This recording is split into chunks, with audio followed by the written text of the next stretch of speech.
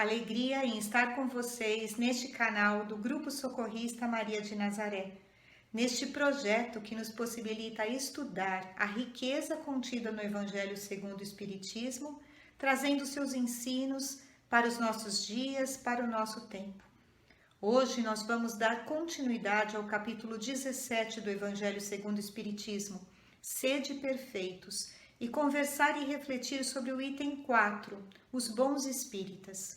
Mas antes vamos fazer uma prece, nos ligando a Jesus, o nosso Mestre, pedindo a Ele que nos envolva em seu amor, derrame sobre nós as suas bênçãos e nos auxilie na compreensão e na vivência do seu Evangelho.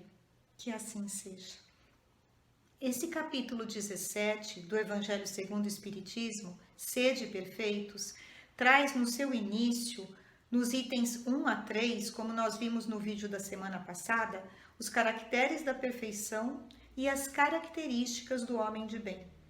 E depois de elencar todas essas características, Kardec nos apresenta no item 4 o tema Os Bons Espíritas. E só esse título já nos põe para pensar, porque se ele diz bons espíritas, nós automaticamente deduzimos que existe o espírita e o bom espírita, ou o verdadeiro espírita, como ele vai se referir mais adiante. Vamos analisar então o sentido das palavras do codificador, em que o bom espírita se difere do espírita. Será que nós somos espíritas ou bons espíritas?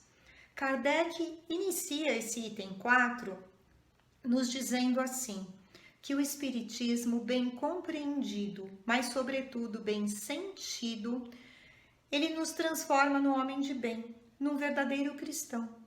E todos nós queremos ser esse homem de bem, aquele que pratica a lei de justiça, amor e caridade na sua maior pureza, aquele que interroga a sua consciência sobre os seus atos, se não fez nenhum mal, se fez todo o bem que estava a seu alcance, aquele que faz ao próximo o que gostaria que fosse feito para si.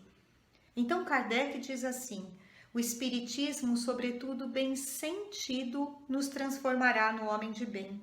E o que isso quer dizer? Que a doutrina precisa sim estar apoiada na razão, ser compreendida pelo nosso intelecto, mas isso só não basta. Ela precisa, sobretudo, diz Kardec, principalmente, acima de tudo, ser sentida pelo coração. Assim, Kardec nos convida a termos uma nova atitude ante a doutrina, porque compreender o Espiritismo é diferente da vivência que trazemos dos nossos bancos escolares, daquela decoreba, da análise fria, da compreensão formal, apenas assimilando conceitos. O bom espírita, nos diz Kardec, é aquele em que a doutrina alcançou o coração. É aquele que compreende a doutrina, sim, raciocina em torno dos seus ensinamentos, mas com uma compreensão que transcende o raciocínio. É a razão do coração, que vê além do que a razão pode alcançar. Porque o amor vai além da razão, pois não existe compreensão profunda das verdades espirituais sem que ela passe pelos nossos sentidos, pelo nosso coração. Por isso, Kardec afirma que nós podemos encontrar homens de notória capacidade intelectual e que não compreendem a doutrina, ao passo que inteligências vulgares, simples, apreendem suas mais delicadas nuances, ele nos diz. Então, nós entendemos assim, que ante a doutrina espírita não basta usarmos só a medida do raciocínio, mas despertarmos em nós sentimentos superiores, dando um novo sentido aos ensinos recebidos, uma vez que Jesus é o nosso mestre do amor. Então, buscar atingir uma razão iluminada, como nos diz o benfeitor Emmanuel, ter os nossos sentimentos cada vez mais conectados com o alto, sentir o Cristo em nós. Então, o verdadeiro espírita, ele não é aquele ligado apenas à letra, aos fenômenos mediúnicos, mas aquele que já atingiu um certo grau de sensibilidade, de maturidade do senso moral, nos diz Kardec, que o torna capaz de dominar a linguagem universal dos sentimentos. O bom espírita é aquele que já percorre os caminhos do amor, desenvolvendo a humildade, a simplicidade, a caridade. E para que a gente consiga isso, porque queremos ser esse homem de bem, esses verdadeiros espíritas, nós precisamos nos desmaterializar para conseguir nos elevar, nos desprender das coisas terrenas, cultivar aqueles verdadeiros tesouros que vamos carregar conosco no coração. Necessitamos acolher a proposta do Espiritismo verdadeiramente em nossa vida diária, dando exemplos de caridade, simplicidade, humildade e serviço. Muitos de nós encaram a doutrina espírita apenas como aquela doutrina consoladora, aquela que vem nos socorrer. E ela é sim consoladora, nós sabemos, mas ela também nos traz responsabilidades. Então, o Espiritismo surge para nós como um movimento libertador de consciências, nos libertando das paixões que escravizam o nosso coração, como a vaidade, o egoísmo, a ganância, a preguiça, o orgulho que há tanto tempo carregamos. Então, ela exige de nós modificação íntima. Então, não é só consolo e esperança. A doutrina também é ação, mobilização, transformação íntima. Porque o consolo, esse nós recebemos assim com alegria. Quem não gosta de consolo? Mas quando nos é exigido esforço, trabalho, estudo, renovação íntima, aí já começamos a torcer o nariz. Aí já queremos pular fora, como dizemos. Porque se o Espiritismo é esperança sublime, amor celeste, fé restauradora, também é, nos diz Emmanuel, trabalho, sacrifício e aperfeiçoamento incessante. Então vamos nos perguntar, porque o homem de bem interroga a si mesmo. Será que nós queremos só o consolo, as facilidades ou estamos dispostos ao serviço, ao suor, às lágrimas no testemunho? Porque começar é fácil, nos diz Emmanuel, continuar é difícil e chegar ao fim é crucificar-se, pois somos convidados a outros planos de testemunho, se temos o Cristo em nós.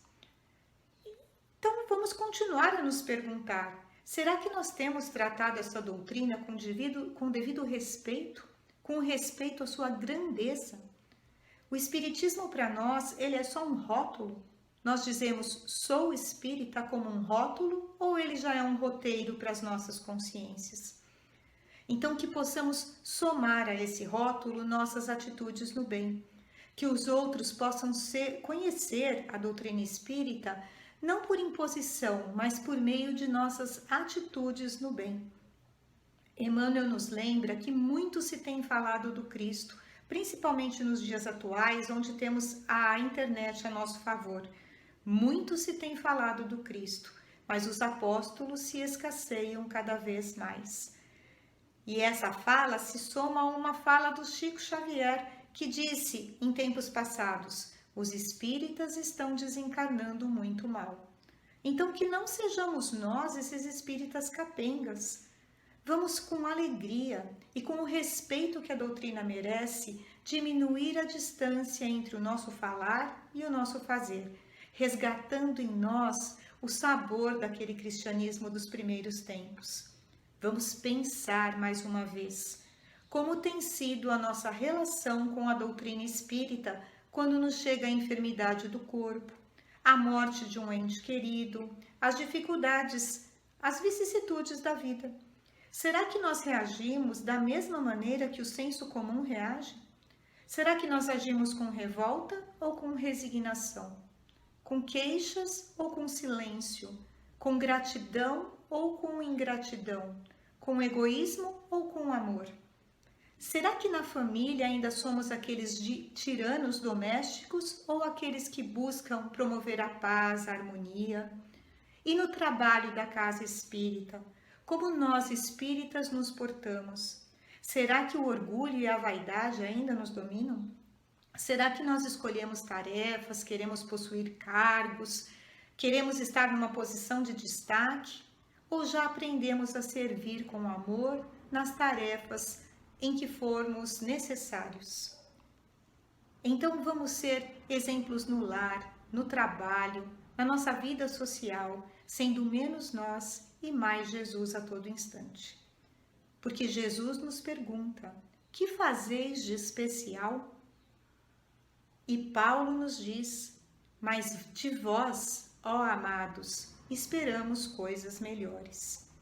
Então Emmanuel nos aconselha: ninguém se aproxime do Cristo sem o desejo sincero de aprender a melhorar-se, para que não sejamos só espíritas de fachada, de rótulo.